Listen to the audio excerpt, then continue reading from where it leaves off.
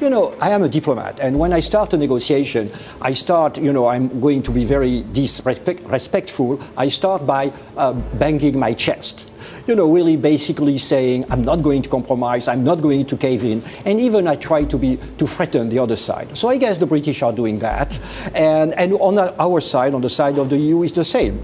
But at the end of the day, we are going to sit across the table, and we are going to reach compromise. I was joking before entering, saying that I'm going to come out of my Marxist closet. But, you know, really, the real question is there. You know, it's a question of economics. Jobs, jobs, jobs, idiot. When the diplomat wants to avoid to answer a question, usually he widens the debate. So I'm going to widen the debate. We have to send a message that actually the joie de vivre, the French joie de vivre, we are going to keep it. Yes, we are a center of abomination for these guys, and our intention is to remain such. We have to solve the Syrian crisis as quickly as possible, because it is undermining the stability, the security and the unity of Europe. We have to act right now. Il y a toujours cette tentation, dès qu'il y a un problème transatlantique, d'essayer de réagir en allant à l'OTAN. Or, précisément, je pense qu'aujourd'hui, quels que soient par ailleurs les bruits de bottes russes aux frontières, je pense qu'aujourd'hui, l'essentiel de la relation transatlantique, qui devrait rester intense, elle est ailleurs que dans la dimension militaire. At no moment between 5 and 12, the Iranians even entered the negotiation. They never told us, no, it's not enough. There was no negotiation.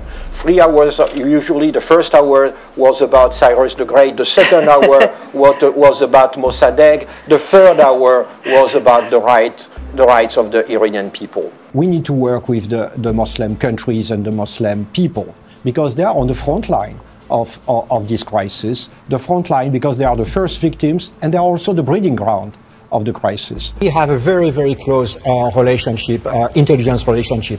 The Secretary for Homeland Security, Mr. J. Johnson, was at the embassy 1 hour ago, not only the French embassy here in Washington. Yes, in Washington. Not only to present his condolences, but also to reaffirm the will of the United States to help us and to support us. You know, when you look at the ISIL problem, what I feel as a nuance between the Americans and the Europeans is that for the Americans it's an Iraqi crisis, that for the Europeans it's a Syrian crisis, very clearly. We are intensifying our military action against ISIL.